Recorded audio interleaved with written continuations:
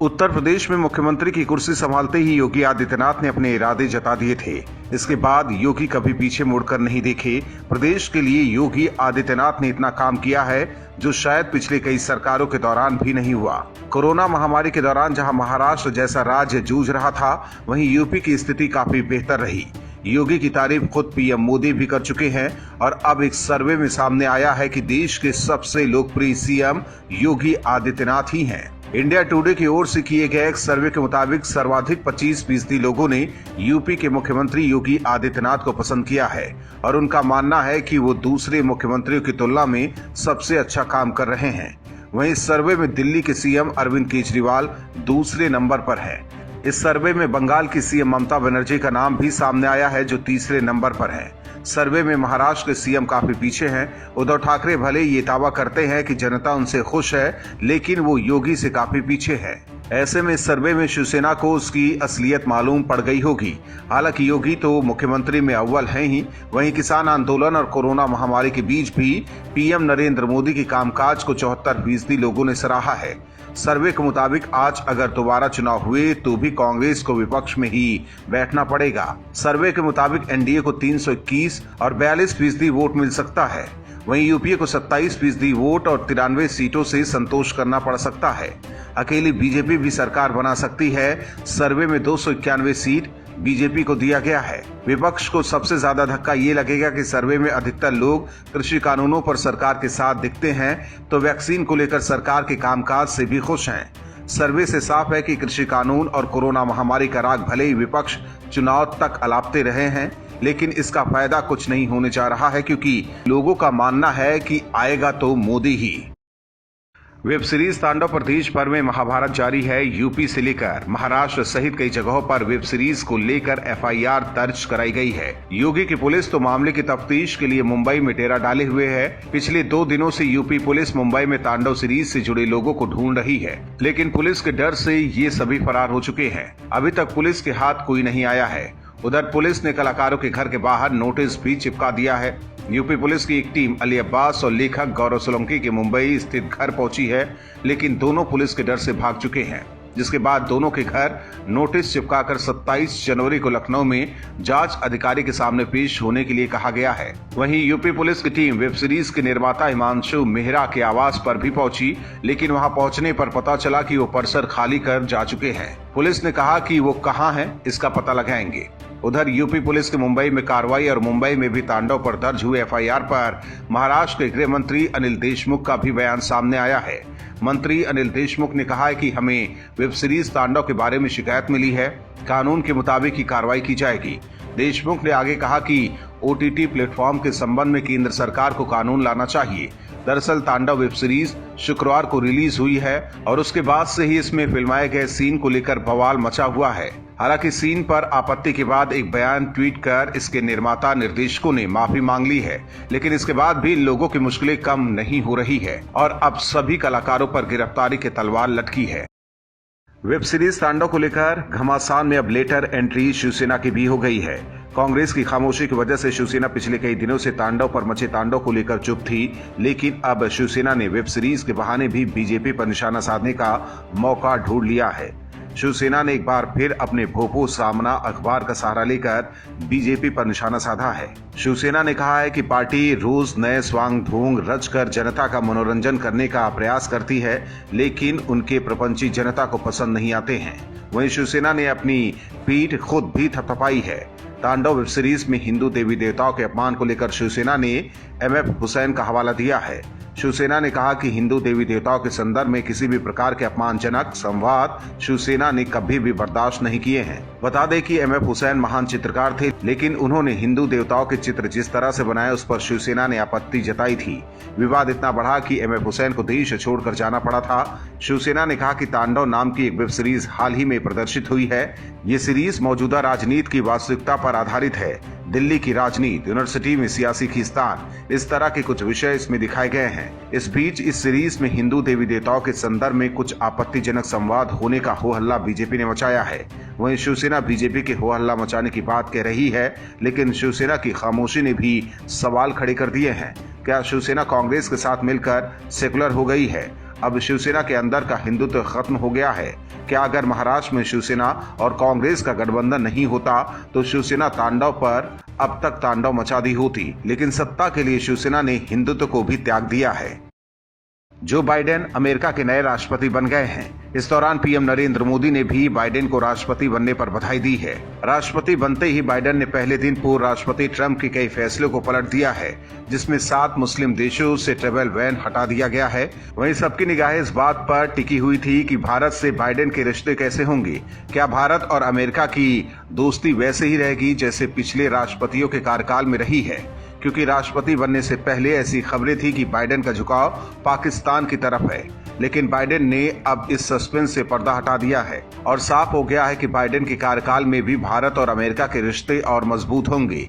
इस बात के संकेत मिलने शुरू हो गए हैं। अमेरिका की नई सरकार की तरफ से एक ऐसा बयान आया है। अमेरिका ने भारत को अहम साझेदार बताते हुए कहा है कि दोनों देशों के रिश्ते मजबूती के साथ आगे बढ़ेंगे। व्हाइट हाउस की प्रेस सचिव जेन साकी ने कहा कि अमेरिका के 46वें राष्ट्रपति के तौर पर शपथ लेने वाले जो बाइडेन भारत अमेरिका के बीच सफल द्विदलीय संबंधों का सम्मान करते हैं। उन्होंने कहा कि राष्ट्रपति बाइडेन ने कई बार भारत का दौरा किया है। वो भारत के साथ अमेरिका के संबंधों का सम्मान करते हैं और ये आगे भी जारी रहेगा। हालांकि इस बात का अंदाजा भी हो गया है कि भारत अमेरिका के रिश्ते पहले से और बेहतर होंगे, क्योंकि भारतीय मूल की कमला हैरिस को उपराष्ट्रपति बनाया गया है, जबकि बाइडेन ने अपनी टीम में भारतीय मूल के 20 अमेरिकियों को जगह दी है, जो अपने आप में एक अनोखी बात है। उधर भारत पर अमेरिका के बयान से पाकिस्तान और चीन की टेंशन बढ़ गई है। चीन और उसका गुलाम पाकिस्तान इस मुगालते में थे कि ट्रंप की विदाई के साथ भारत अमेरिका के रिश्ते खराब हो जाएंगे, जिसका लाभ किसी न किसी रूप में उन्हें मिलेगा। हालांकि अब ये साफ हो गया है कि जो बाइडेन और मोदी की जोड़ी दोनों देशों के रिश्तों को नई ऊंचाइयों पर पहुंचाएंगे। पश्चिम बंगाल में विधानसभा चुनाव से पहले टीएमसी और ममता बनर्जी को ताबड़तोड़ झटके लग रहे हैं। शुवेंदु अधिकारी समेत कई दिग्गजों के टीएमसी छोड़ने के बाद अब एक और दिग्गज ने टीएमसी का साथ छोड़ दिया है। इसके बाद तो अब टीएमसी का विधानसभा चुनाव में हारना तय दिख रहा है। बताया जा रहा है कि ममता सरकार में वन मंत्री राजीव बनर्जी ने पार्टी का साथ छोड़ दिया है। उन्होंने अपना त्यागपत्र भी राज्यपाल को सौंप दिया है। राजीव बनर्जी के इस्तीफे के बाद अब कयासों का बाजार एक बार फिर गर्म हो गया है। माना जा रहा है कि राजीव भी अधिकारी की राह पर बीजेपी का दामन थाम सकते हैं। उधर टीएमसी की मुश्किलें सिर्फ इतने नेताओं के पार्टी छोड़ने से खत्म नहीं हो रही है। बीजेपी का दावा है कि अभी 40 से अधिक टीएमसी नेता दीदी का साथ छोड़ेंगे। बीजेपी का कहना है कि तृणमूल कांग्रेस के कई विधायक उनके संपर्क में हैं, लेकिन वो किसी जल्दबाजी में नहीं है। प्रधानमंत्री मोदी के 23 जनवरी और गृह मंत्री अमित शाह के 30 जनवरी के दौरे से बीजेपी के मिशन को और मजबूती मिलने की उम्मीद है। बीजेपी महासचिव और राज्य के प्रभारी कैलाश विजयवर्गीय 40 से ज्यादा तृणमूल कांग्रेस के विधायकों के संपर्क में होने का दावा कर चुके हैं। हालांकि इन्होंने नामों का खुलासा नहीं किया है। पार्टी सूत्रों के मुताबिक वो इस मामले में कोई जल्दबाजी नहीं करेगी, बल्कि धीरे धीरे तृणमूल को झटका देगी। इससे पहले करीब 1 दर्जन से ज्यादा नेता अभी तक बीजेपी में शामिल हो चुके हैं। इतना ही नहीं, टीएमसी से बीजेपी में शामिल हुए शुवेंदु अधिकारी ने टीएमसी प्रमुख ममता बनर्जी के खिलाफ चुनाव लड़ने का ऐलान भी कर दिया है। बंगाल में टीएमसी के अंदर मची भगदड़ से इतना तो साफ हो गया है कि इस बार का चुनाव पिछले बार की तरह एक तरफा नहीं होने जा रहा है। चुनाव में इस बार बीजेपी टीएमसी को जबरदस्त टक्कर देती नजर आएगी। कांग्रेस के भीतर अध्यक्ष की कुर्सी पर बवाल बढ़ता ही जा रहा है। नए अध्यक्ष को चुना जाए इससे पहले ही वरिष्ठ नेताओं के साथ सीडब्ल्यूसी की बैठक हुई है, लेकिन इस बैठक में एक बार फिर कांग्रेस नेता आपस में ही लड़ पड़े हैं। बैठक में सोनिया गांधी के खास राजस्थान के सीएम अशोक गहलोत को जल्दी आंतरिक चुनाव वाली बात बुरी लग गई, जिस पर वो भड़क गए। जानकारी के मुताबिक कांग्रेस नेता आनंद शर्मा ने बैठक में संगठन चुनाव का मुद्दा उठाया, जिसके बाद कांग्रेस नेता अशोक गहलोत और आनंद शर्मा के बीच तीखी बहस हुई। बताया जा रहा है कि अशोक गहलोत ने आनंद शर्मा पर भड़कते हुए कहा कि आप हर 6 महीने में अध्यक्ष का चुनाव मांगते हैं, क्या आपको पार्टी के नेतृत्व पर भरोसा नहीं है? इस पर पार्टी के वरिष्ठ नेता अंबिका सोनी को बीच बचाव करना पड़ा। इतना ही नहीं, गहलोत ने बैठक में कहा कि किसान आंदोलन, महंगाई, अर्थव्यवस्था जैसे कई मुद्दे हैं, क्या पार्टी का इन मुद्दों पर फोकस करना जरूरी नहीं है? पार्टी के अध्यक्ष का चुनाव तो बाद में भी हो सकता है। कांग्रेस वर्किंग कमेटी की बैठक में ये बात सामने निकल कर आई है कि कांग्रेस जून महीने में आंतरिक चुनाव करा सकती है। इसका मतलब ये हुआ कि पार्टी 5 राज्यों में विधानसभा चुनाव कराने के बाद ही अध्यक्ष पद का चुनाव कराएगी। सीडब्ल्यूसी की बैठक में व्हाट्सएप बातचीत मामले, कृषि कानूनों और कोरोना वायरस के खिलाफ टीकाकरण के मुद्दों को लेकर 3 अलग अलग प्रस्ताव पारित किए गए। कांग्रेस कार्य समिति ने सरकार से तीनों कृषि कानूनों को निरस्त करने और कोरोना वायरस के टीके लगवा रहे स्वास्थ्य कर्मियों की चिंताओं को दूर करने के लिए आवश्यक उपाय करने और मुनाफाखोरी रोकने का आग्रह किया है। वहीं अंदर खाने खबर ये भी आ रही है कि अगर राहुल गांधी फिर से कांग्रेस अध्यक्ष बनने से मना करते हैं तो अशोक गहलोत को कांग्रेस अध्यक्ष की जिम्मेदारी दी जा सकती है। इस बात की संभावना इसलिए भी जताई जा रही क्योंकि गहलोत गांधी परिवार के बेहद करीबी और विश्वसनीय हैं। राजस्थान में मुख्यमंत्री बनाने के लिए भी उनको सचिन पायलट पर तरजीह दी गई और CWC की बैठक में गहलोत ने जिस तरह वरिष्ठ नेताओं को हड़काया है, इससे तो पिक्चर और क्लियर हो गई है कि कांग्रेस के अध्यक्ष अशोक गहलोत बनने जा रहे हैं। बॉलीवुड के 2 वेब सीरीज को लेकर विवाद बढ़ता ही जा रहा है। मिर्जापुर और तांडव पर बवाल मचा हुआ है। मिर्जापुर सीरीज को लेकर मिर्जापुर की छवि और विशेष जाति को भड़काने के आरोप लगे हैं, जिसके बाद दोनों ही सीरीज को लेकर पुलिसिया कार्रवाई शुरू हो गई है। यूपी में दर्ज FIR के बाद यूपी पुलिस मुंबई जांच के लिए पहुंची है, लेकिन मिर्जापुर पुलिस के बीच में एक बार फिर मुंबई पुलिस जांच रोकने के लिए आ गई है, जिसके बाद मुंबई पुलिस और मिर्जापुर पुलिस के बीच भिड़ंत हो गई है।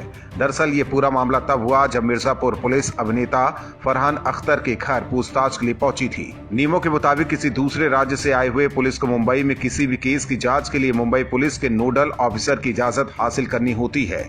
मिर्जापुर पुलिस पिछले 2 दिनों से क्राइम ब्रांच के DCP अकबर पठान के दफ्तर के चक्कर लगा रही है, लेकिन DCP अकबर पठान के उपलब्ध नहीं होने से मिर्जापुर पुलिस को जांच की इजाजत नहीं मिल रही है, जिसके बाद मिर्जापुर की पुलिस फरहान अख्तर के घर पूछताछ के लिए पहुंच गई। मुंबई पुलिस को भनक लगते ही जांच रोकने के लिए मुंबई पुलिस पहुंच गई, जिसके बाद दोनों राज्यों की पुलिस में जबरदस्त नोकझोंक हो गई।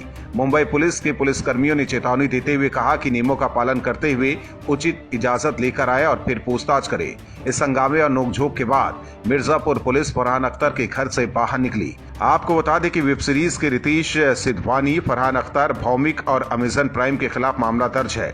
उधर तांडव वेब सीरीज को लेकर भी यूपी पुलिस मुंबई पहुंची है, लेकिन तांडव से जुड़े सभी लोग जांच में सहयोग करने के बजाय फरार हैं। Bureau report, OMH news. और भी वीडियोस देखने के लिए चैनल को सब्सक्राइब करें और बेल आइकन को दबाएं।